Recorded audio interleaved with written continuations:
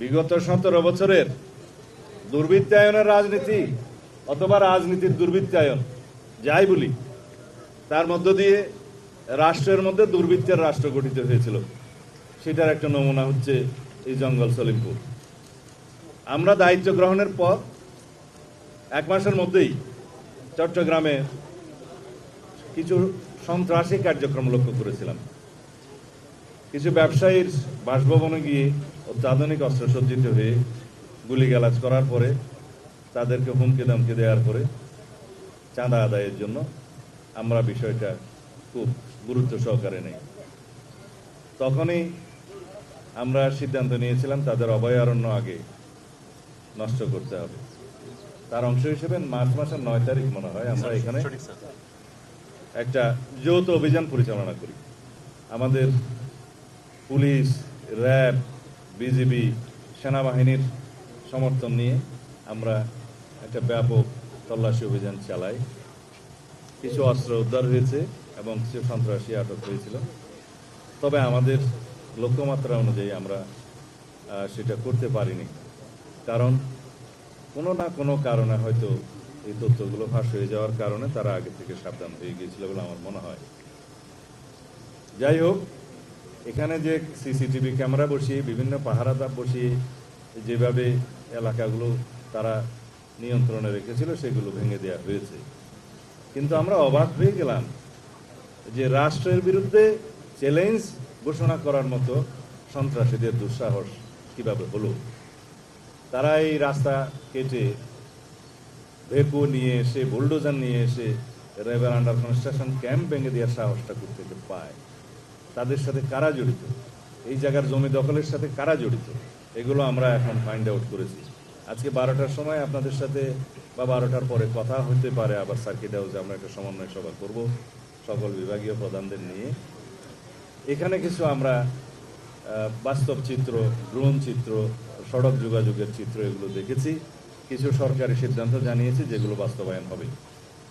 Salimpur union পাশে সীতাকুণ্ডের সাথে যোগাযোগ, ভাটিয়ারির সাথে যোগাযোগ, হাটহাজারী বাইপাসের সাথে যোগাযোগ এবং চট্টগ্রাম কক্সবাজার মহাসড়কের সাথে যোগাযোগ কীভাবে স্থাপন করা যায়, কীভাবে রোড নেটওয়ার্ক স্থাপন করা যায় এবং এখানে আমাদের যে পুলিশের জন্য, বিজিবির জন্য, র্যাবের জন্য, অন্যান্য বাহিনীর জন্য এবং সেনা নিবাসের জন্য কী কী ফ্যাসিলিটিস ক্রিয়েট করা যায় সেই বিষয়ে আমরা কথা বলেছি, এগুলো পরিকল্পনা করছি। তবে স্থানীয় অধিবাসী যারা বিভিন্নভাবে এখানে কোনো না কোনো কারণে বসতি স্থাপন করতে বাধ্য হয়েছে অস্থায়ীভাবে বা রিহেবিলিটেটেড হয়েছে বিভিন্ন কারণে, তাদেরকে কিভাবে পুনর্বাসন করা যায় সেটা আমরা একটা পরিকল্পনা করব।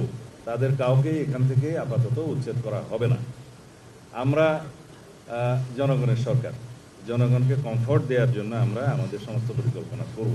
সুতরাং কেউ যদি এখানে ভীতির সৃষ্টি করতে চায় যে উচ্ছেদ করা হবে ইত্যাদি করা হবে, তারা যেন প্রশাসনের সাথে আগেই যোগাযোগ করে।